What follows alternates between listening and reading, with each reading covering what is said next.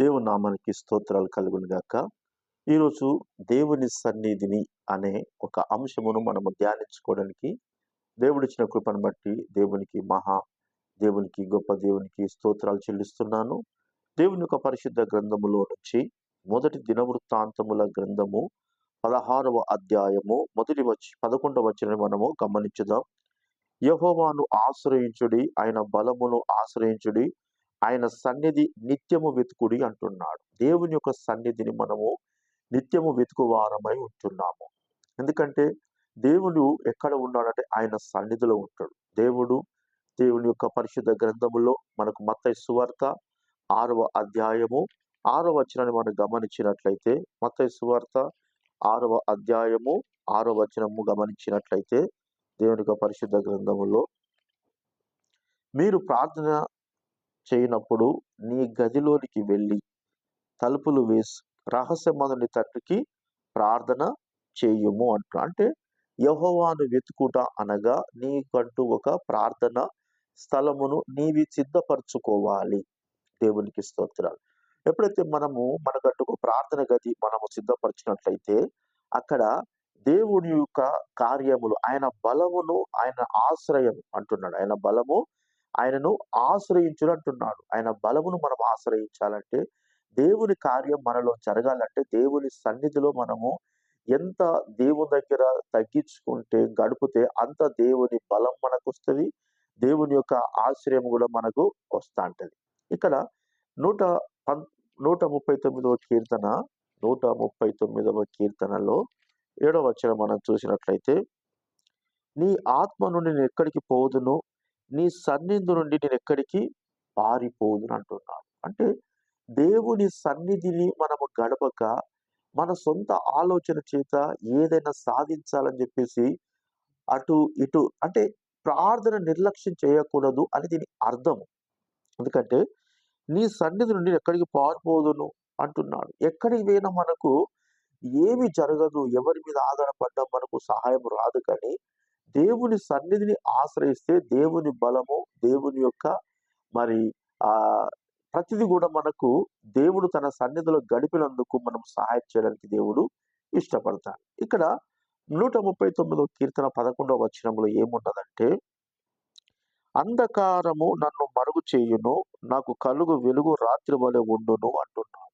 అంటే దేవుని సన్నిధిని విడిచిపెట్టి మనము ఇక ఆకాశంకు అంటే ఎక్కడికి ఎక్కిపోగట, అంటే దేవుని సన్నిధిలో మనము మనకంటూ ఒక గది మనము తయారు చేసుకొని అందులో మనం ప్రార్థన చేయక మనము ప్రార్థన నిర్లక్ష్యం చేసినట్లయితే అంధకారము నన్ను మరుగు చేయును అంటున్నాడు. అంధకారం అంటే చీకటి, ఈ యొక్క సమస్యలు, వ్యతిరేక పరిస్థితులు అనేటి మనకు ఎక్కువగా మనం ఆలముకుంటాయి. కనుక నాకు కలుగు వెలుగు రాత్రి వలె ఉండును అంటున్నాడు. అంటే మనలో ఉన్న కొద్ది ఆశీర్వాదం కూడా ఏమైపోతుందంటే, ప్రార్థన జీవితము లేనందుకు ఆశీర్వాదం పోయి మనము ఒక మామూలు వ్యక్తుల లెక్క శ్రమలు సమస్యలు పొందుతున్న వ్యక్తులుగా మనము అయిపోతా అంటాము. కనుక దేవుని సన్నిధి మరి నిత్యం వెతకాలట. ఎందుకు? దేవుని సన్నిధిలో మనకు బలం ఉన్నది, మనకు ఆరోగ్యం ఉన్నది, మనకు క్షేమం ఉన్నది. దేవునికి స్తోత్రాలు. మనకు 139వ కీర్తన 16వ వచనాన్ని మనం గమనించినట్లయితే ఏమంటున్నాడంటే, నియమింపబడిన దినములో ఒకటైనా కాక మునిపే నా దినములన్నీ నీ గ్రంథములో లిఖితములాయెను. అంటే దేవుడికి మన జీవితములో ఏమి రాసుకున్నాడట? మన దినములన్నీ తన గ్రంథములో రాసుకున్నాడట. మనకు ఏ సమయంలో ఏది అవసరము, ఏ సమయంలో ఏది అక్కర, ఏది దేవుడు మరి ఇవ్వడానికి ఇష్టపడుతున్నాడో అవన్నీ దేవుడు రాసుకున్నాడట. అయితే దేవుడు రాసుకున్నాడు, మనకు యెహోవా సన్నిధి వెతుకుమంటున్నాడు. మనము వెతకకనే దేవుడు రాసుకున్న ఆశీర్వాదమును మనము పొందుకోకుండా చీకటిని ఆ మంచి వెలుగు దూరమై ఈ చీకటి అనే శ్రమల పాలు మనం అవుతున్నట్టు దేవుని యొక్క వాక్యం తేటగా చెబుతున్నాయి. ఇక్కడ దేవుని యొక్క వాక్యం చూసినట్లయితే మరి కీర్తనలు 16వ అధ్యాయము 11వ వచనంలో ఒక మాట, చక్కటి మాట ఉన్నది. నీ సన్నిధిని సంపూర్ణ సంతోషము కలదు. ఎక్కడ ఉందట సంతోషం అనేది? ఒక బార్ షాప్‌లో లేదు, ఒక సినిమా హాల్‌లో లేదు, ఎక్కడ లేదు. ఎక్కడికి వెళ్ళినా కొద్దిసేపే గంట, 2 గంటలు, 3 గంటలు, ఒక రోజు కావచ్చు కానీ, నీ సన్నిధిలో సంపూర్ణ సంతోషం కలదు. దేవుని సన్నిధిలో మనం ఎంత ప్రార్థన చేస్తా అంటే, దేవుని యొక్క బలము, దేవుని యొక్క ఆశీర్వాదం అనేది మనకు మరి దేవుడు ఇవ్వడానికి ఇష్టపడతాడు గనుక, ఆ సంతోషాన్ని మించిన సంతోషం మనకెక్కడ లేదు. నీ కుడి చేతిలో నిత్యము సుఖము కలదంటున్నాడు. దేవునికి స్తోత్రాలు. మనకు మరి దేవుడు సుఖమును గూడా సా ఆరోగ్యమును, సుఖమును, శాంతిని గూడా ఇవ్వడానికి దేవుడు ఇష్టపడుతున్నాడు. అందుకే మత్తయి సువార్త 6వ అధ్యాయము, మత్తయి సువార్త 6వ అధ్యాయము 32వ వచనములో దేవుడు అంటున్నాడు, ఇవన్నీ మీకు కావాలని మీ పరలోకపు తండ్రికి తెలియును.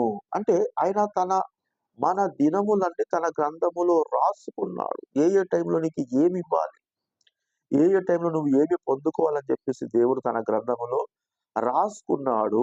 నువ్వు యెహోవా సన్నిధిని నిత్యము వెతుకుతా అంటే, ఆ రాసుకున్న ఆయన యొక్క ఏదైతే ఉన్నదో అది నీకు తన సన్నిధిలో ఇవ్వడానికి దేవుడు ఇష్టపడుతున్నాడు. అప్పుడు ఆ చీకటి అనేది నీకు వెలుగుగా దేవుడు చేయడానికి ఇష్టపడుతున్నాడు. అందుకే మత్తయి సువార్త 6:6 అంటున్నాడు గదా! ఏమని? నీవు ప్రార్థన చేయనప్పుడు నీ గదిలోకి వెళ్లి ప్రార్థన చెయ్యము అంటున్నాడు. కనుక రహస్యమందున చూసి నీ తండ్రి నీకు ప్రతిఫలం ఇస్తాడు. ప్రతిఫలం అనగా ఇక్కడ మత్తయి సువార్త 6:33లో, కాబట్టి మీరు ఆయన రాజ్యమును నీతిని మొదట వెతుకుడి, అప్పుడన్నీ మీకు అనుగ్రహింపబడును అంటున్నాడు. ఫస్ట్ ఆయన రాజ్యమును, ఆయన నీతిని మనం వెతకాలట. ఎక్కడ వెతుకుడు? యెహోవా సన్నిధిని నిత్యము వెతకాలి. ఈ సన్నిధి సమయంలో ఎక్కడికి పారిపోకూడదు. ప్రార్థన టైం అప్పుడు ఏ పని పెట్టుకోవద్దు, ఎక్కడికి పోవద్దు.